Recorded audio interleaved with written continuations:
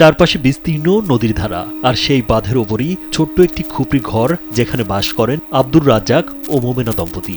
একসময় নিজের ভিটেমাটি ছিল, ছিল স্বপ্নের সংসার, কিন্তু নদী ভাঙনে সবকিছু হারিয়ে এখন বাঁধই তাদের একমাত্র আশ্রয়। দুজনে আত পাগলা, দুজন চলবে পারে না, দিন কামাইরা দিন খায়, বাঁধের উপর বাড়ি ঘর নাই, দুয়ার নাই, কার মধ্যে থাকে কি সমাচার। দুটো বাচ্চা আছে, কাপড় চোপড় কিনে দিবে পারে না, তারপরে বাজার ঘাট করে না, ঈদের কিছুই হারে নাই। দেশ জুড়ে যখন ঈদের আনন্দে ব্যস্ত সময় কাটাচ্ছে মানুষ, বাজারের নতুন পোশাক, লাচ্চা সেমাই আর নানান কেনাকাটার উৎসব, ঠিক তখনই রাজ্জাকের পরিবারে নেই উৎসবের ছোঁয়া। বগুড়ার ধুনট উপজেলার ভান্ডারবাড়ি ইউনিয়নের রঘুনাথপুর বন্যা নিয়ন্ত্রণ বাঁধেই তাদের বসবাস। স্যান্ডেলিনা সো, রূপচর্চায় আভিজাত্য। ঈদ একটা আনন্দের বিষয় তার কাছে নাই। সে ঈদ কিভাবে কাটাবে সে চিন্তায় আছে, ভালোভাবে ঈদ কাটাতে পারবে না। যদি বিত্তবান না এগিয়ে আসতো তাহলে সে ঈদটা ভালোভাবে কাটাতে পারতো।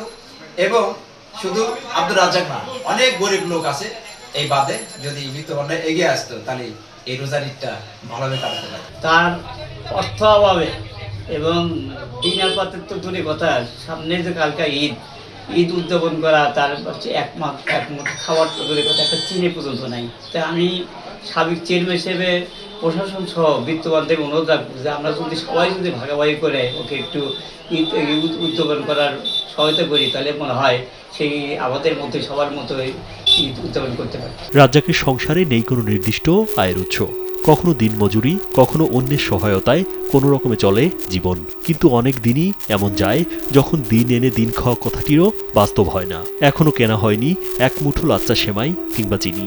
এক ছেলে ও এক মেয়ের জন্য নতুন পোশাক কেনার সামর্থ্যও হয়নি বাবার। নিজের প্রয়োজনের কথা ভাবার সুযোগও নেই তার।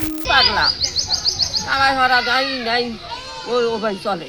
ওই এখন বৃষ্টি নামলে ভিজে ঘুরে যায়, আবার ওইটা উঠলে আবার শুকায়, এর তো অবস্থা। আর কেউ যদি সাহায্য টাহায্য হরে তাহলে ওরালাও উপকার হতো। তাদের বসবাসের ঘরটিও যেন দুঃখের প্রতীক। 5টি টিনের ছাউনি আর ভাঙাচোরা টিনের বেড়া দিয়ে কোনো রকমে দাঁড়িয়ে থাকা একটি ঝুপড়ি। বর্ষা এলেই বাড়ে দুশ্চিন্তা, বৃষ্টির পানি ঢুকে পড়ে ঘরের ভেতর, আর ঝড় উঠলেই মনে হয় এই বুঝি ভেঙে পড়ল শেষ আশ্রয়টুকুও।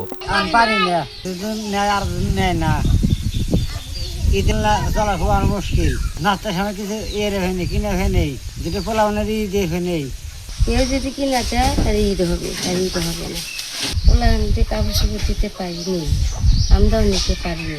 স্থানীয়দের সহযোগিতায় কোনো মতে টিকে আছে পরিবারটি। স্থানীয়রা জানান, মাঝে মাঝে কেউ খাবার দেন, কেউ পুরনো কাপড় চোপড়, এসব সহায়তাই তাদের বেঁচে থাকার ভরসা। তবুও এই সহায়তা না থাকলে তাদের জীবন আরো দুর্বিষহ হয়ে উঠত।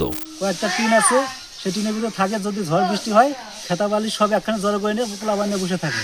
এই ঈদের যে আনন্দ করবে সেই সামর্থ্য তার নাই। যদি কেউ তাকে সহযোগিতা করে, বাচ্চার সময় কেনার মতো যদি টাকা পয়সা দেয়, তাহলে সে কিনে খেতে পারবে তার বাচ্চা কাচ্চা নিয়ে। ঈদ মানেই আনন্দ ভাগাভাগি আর ভালোবাসার উৎসব, কিন্তু নদী ভাঙনে নিঃস্ব রাজ্জাকের মতো অসংখ্য পরিবারের কাছে এই আনন্দ এখনো অধরা।